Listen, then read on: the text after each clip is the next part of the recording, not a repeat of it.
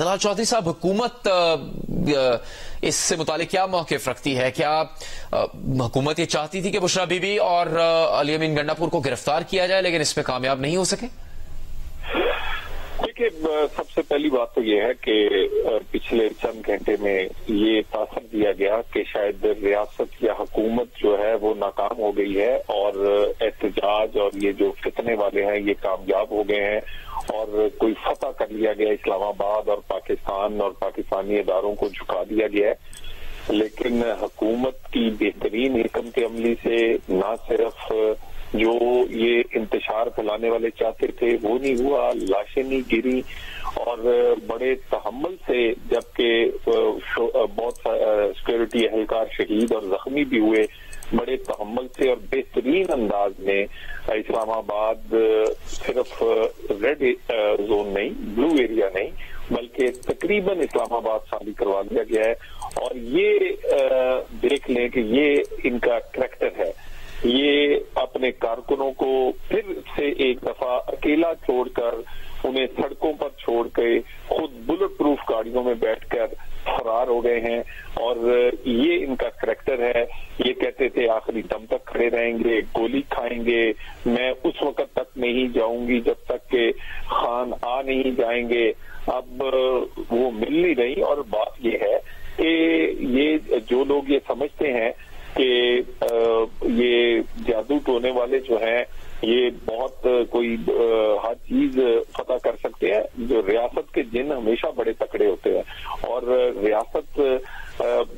نے جو پیار اور محبت سے ان کو سمجھایا انہیں سمجھ نہیں آیا۔ کل جو بات ان سے مذاکرات کی گئی، انہیں کمزوری سمجھا، اس کمزوری کا ناجائز فائدہ اٹھا کر یہ ریڈ زون تک آئے،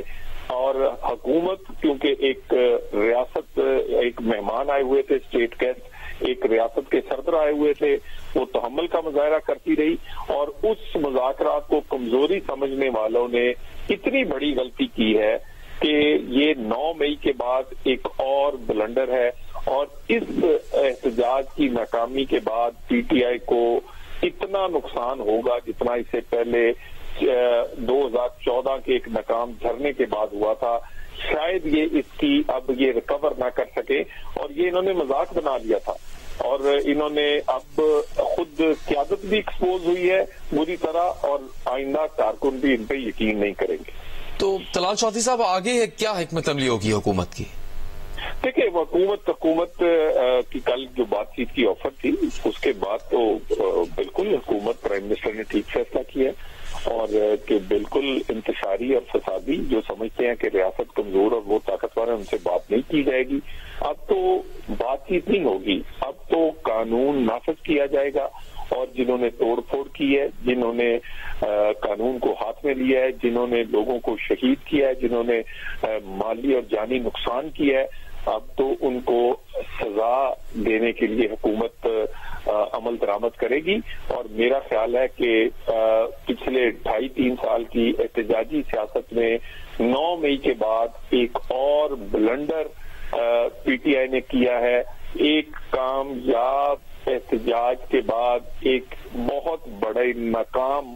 ہوئے ہیں یہ، اور اس پر میں سمجھتا ہوں کہ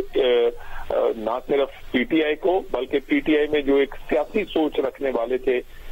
وہ بھی شاید اب پی ٹی آئی سے مزید علیحدہ ہو جائیں، کیونکہ